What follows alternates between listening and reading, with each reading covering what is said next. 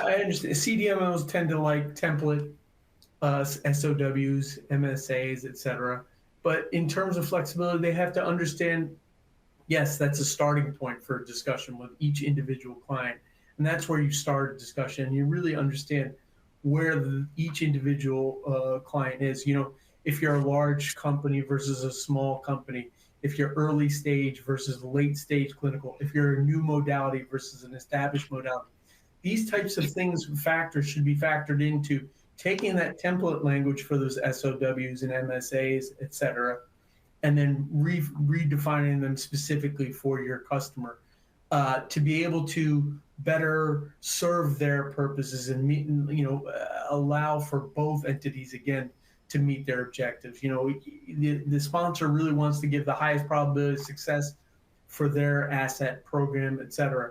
And so they need that flexibility if you're a smaller company, because especially for a smaller company with a new modality, which you really don't know the regulatory pathway to success. So maybe there's some flexibility on the CDMOs that need to be incorporated into these rigid templates. I think that's one area of improvement for CDMOs.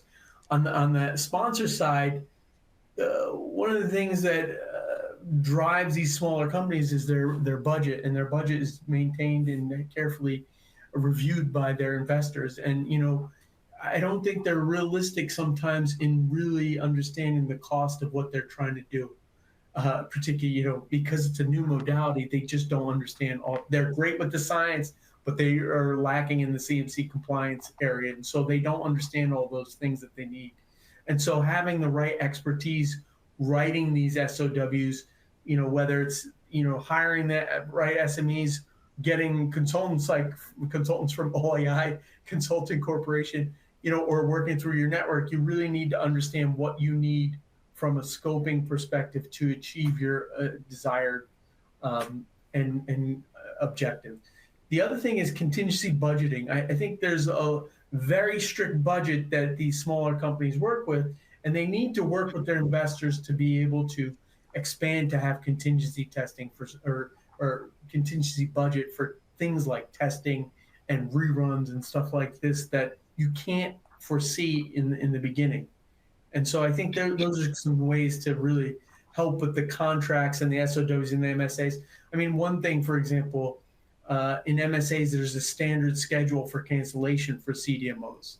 That may make sense if you're working with a huge company like Pfizer, but if you're working with a smaller company, it might not make sense to have such a rigid cancellation process, and schedule. And maybe you need to work with them to be more flexible.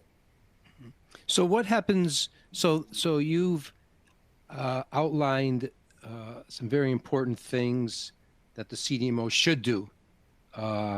Base its MSA as a template within which it can make some adjustments depending on its customer. But from the small biotech without a lot of leverage, how do you get the CDMO to do that? Because CDMOs don't want to mess with their MSA, and they don't care very much what size you are. This is our MSA. Are there any levers to pull, or is it, hey, this isn't the right CDMO for us because they're not flexible? How do you? Yeah, I would think that's part of the screening process, Lou. I think you hit something on there. Is you want to find a partner that you feel has the right amount of flexibility for you and understands your needs and your concerns. I think that's one thing. I think the other thing that the sponsor needs to do is really be cognizant of what their end goal is. For example, are you really trying to bring this product all the way through commercial, or are you trying to get it to a certain point where you're going to sell that asset? Because if you're open and honest with what your organization's true objectives are, then you can tailor the SOWs a little bit more and include the appropriate flexibility in there. I think that's something that's lacking in the sponsor side. They really don't know. They say they want, from investors' perspective, they want to be commercial, but they're really not ready for that.